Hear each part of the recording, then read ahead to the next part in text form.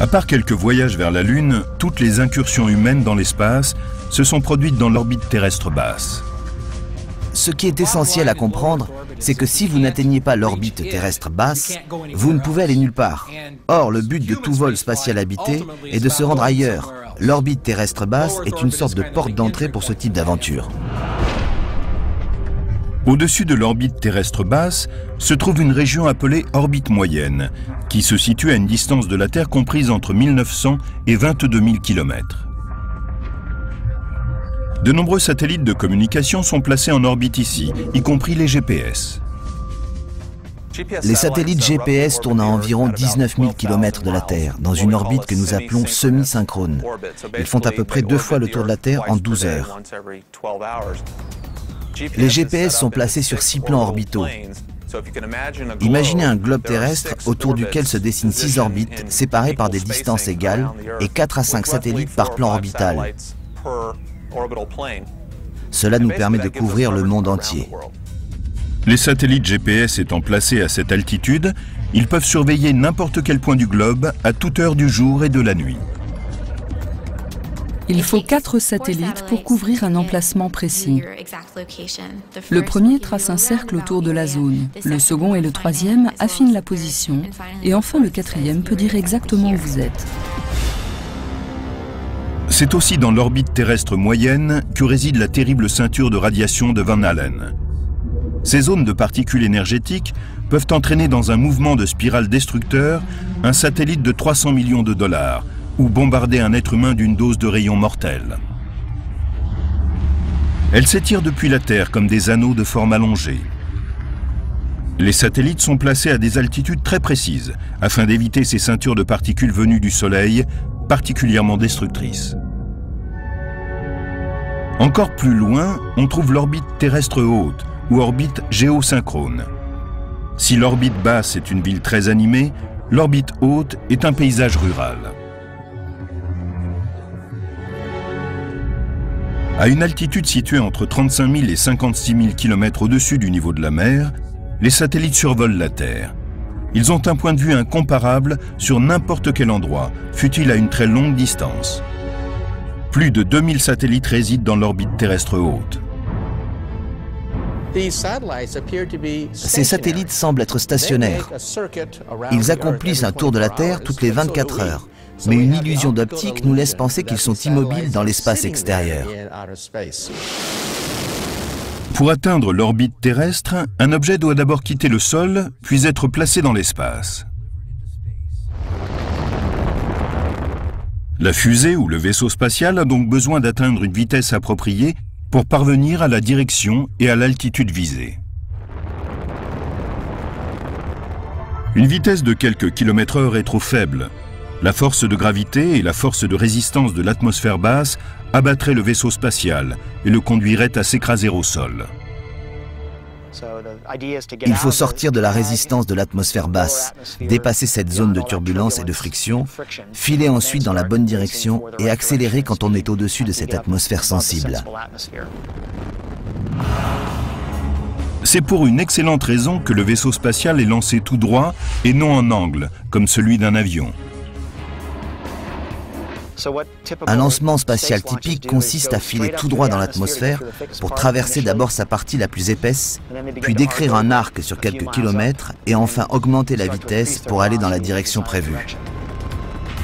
Pour atteindre l'orbite visée, un vaisseau spatial doit se déplacer à 28 000 km/h et suivre une trajectoire précise depuis le sol jusqu'à l'altitude désirée. À 1 degré près, il peut terminer sur une mauvaise orbite. Après avoir effectué un trajet de 8 minutes et consommé des millions de litres de carburant, le vaisseau est enfin en orbite. Une orbite est un parcours répété autour d'un objet. Comme la Terre, quand elle tourne autour du Soleil, un satellite ou un vaisseau spatial est maintenu en orbite par la gravitation. La masse de la Terre crée une force gravitationnelle qui détourne le parcours d'un objet de la ligne droite. On pourrait supposer que l'attraction terrestre perd beaucoup de son influence à cette altitude dans le ciel. Mais en orbite terrestre basse, la force de gravitation ne perd que 2% de sa puissance par rapport à ce qu'elle est à la surface de la Terre. Pour rester en orbite, il faut aller à une vitesse suffisante pour ne pas retomber sur la Terre, mais filer également assez vite pour que la courbe de votre trajet ne frappe pas celle de la surface terrestre. Simplement, vous tombez en décrivant une courbe autour de la planète. Vous n'êtes pas débarrassé de la force de gravitation, c'est elle qui vous fait tourner autour de la planète. Elle vous maintient dans ce trajet circulaire. Et c'est elle qui vous permet de revenir sur Terre. En théorie, un objet peut rester éternellement en orbite, tant qu'il va assez vite pour résister à l'attraction terrestre. Il y a deux types d'orbites, circulaires et elliptiques. Les orbites circulaires maintiennent les satellites ou les vaisseaux spatiaux à une altitude constante et leur permettent de décrire un cercle régulier autour de la Terre. Les satellites de localisation, GPS ou météo, sont tous sur des orbites circulaires. Les orbites elliptiques sont de forme ovale. Elles sont utilisées quand il faut être en haute altitude durant une partie du trajet, mais pas en permanence. Les vaisseaux spatiaux plaçant des satellites en haute altitude suivent des orbites elliptiques pour les amener à bon port.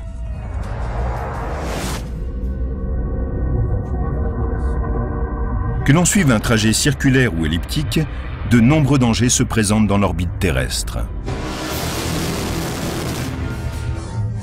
En octobre 2007, la marine américaine dut envoyer un missile de croisière pour abattre un satellite hors d'usage avant qu'il ne rentre dans l'atmosphère.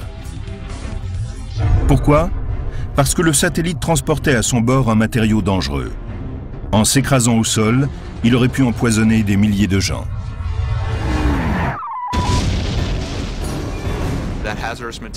Il s'agissait d'hydrazine qui entre dans la composition du carburant des fusées. C'est ce qu'on a appelé l'opération Burn Frost. C'est la plus grosse opération jusqu'à ce jour pour protéger la planète d'un problème qui ne fait que grandir, celui des débris ou détritus spatiaux.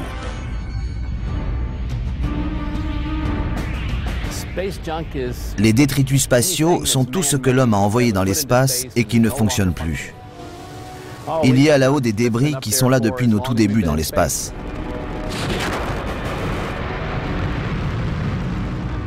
Comme une décharge qui se remplit petit à petit de détritus,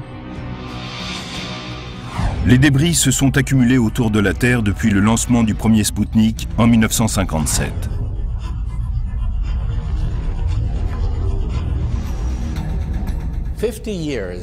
En 50 années de course spatiale, nous avons jonché le ciel de nos saletés. Et maintenant, avec 20 000 débris spatiaux, l'orbite terrestre s'est transformée en une décharge, dont les éléments peuvent s'avérer mortels. C'est comme si la Terre était submergée par un essaim d'abeilles.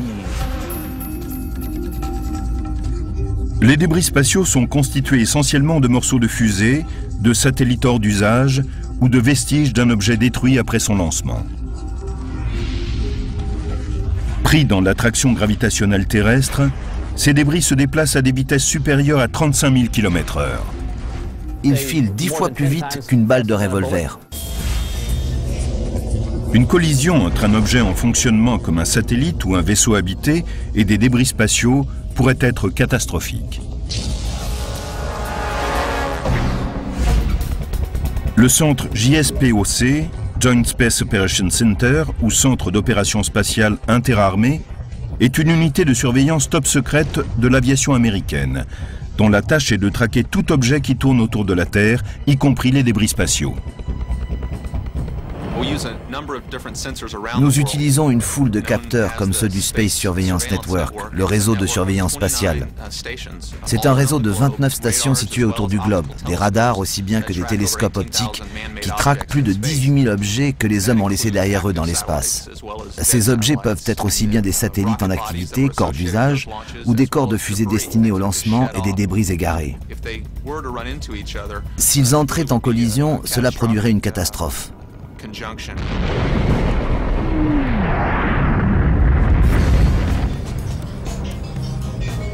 Pour être suivi par le JSPOC, le débris doit mesurer au moins 5 cm de large. Les objets plus petits ne peuvent pas être repérés.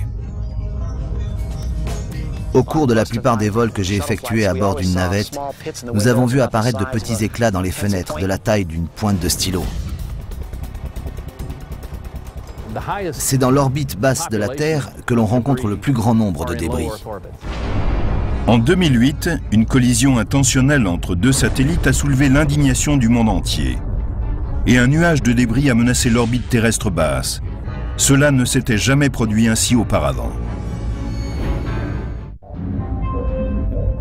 L'orbite terrestre trace une nouvelle frontière pour le tourisme et l'exploration spatiale. Mais le danger guette. Les débris spatiaux sont là et menacent plus que jamais vaisseaux et satellites.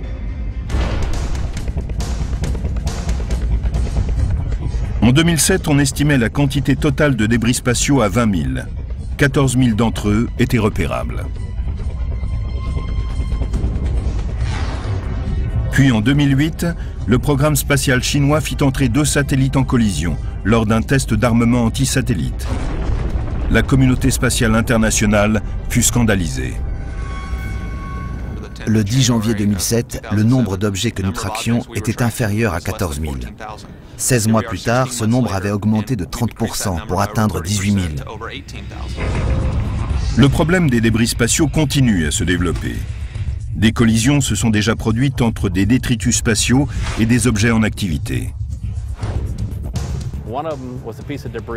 C'est ainsi qu'un débris spatial a heurté l'antenne gravitationnelle d'un vaisseau spatial et l'a brisé.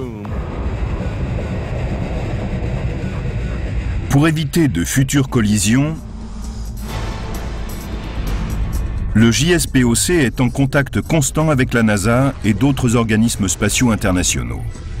Il les informe lorsqu'un vaisseau spatial ou un satellite court un danger, et celui-ci peut être ainsi déplacé hors de portée du débris spatial. Un peu comme un bateau lorsqu'il aperçoit un danger dans l'eau.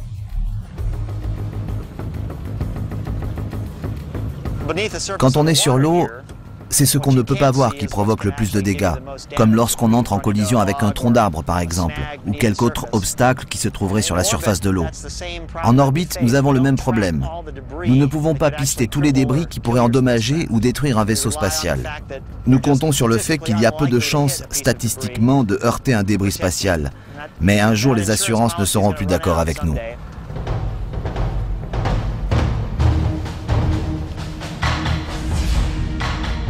Par chance, il ne s'est jamais produit de collision grave entre un vaisseau habité et des débris spatiaux. Enfin, pour le moment. Nous n'avons jamais vu un vaisseau spatial piloté par un homme se heurter à des débris en orbite et être endommagé. Mais on a déjà été proche de la catastrophe. Les objets, quelle que soit leur taille, risquent toujours d'être déviés de leur orbite par un détritus spatial. Cela se produit quand un objet perd de la vitesse à cause du frottement et commence à être attiré vers la Terre par la force gravitationnelle. C'est essentiellement la résistance atmosphérique qui provoque la mise en orbite des débris.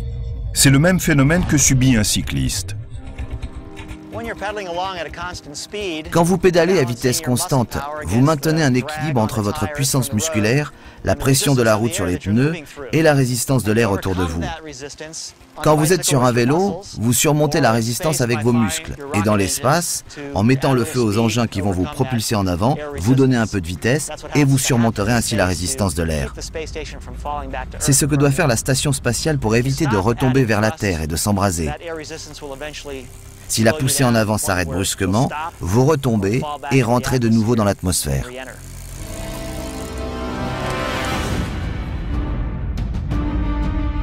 Certains morceaux survivent parfois à cette rentrée. Et la taille de ceux qui sont tombés sur Terre est effrayante.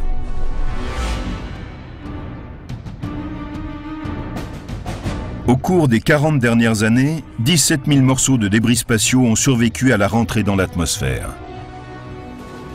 En 1997, nous avons eu un container en acier inoxydable de 300 kg qui s'est posé à 45 mètres de la maison d'un fermier texan. Il n'en était pas particulièrement heureux.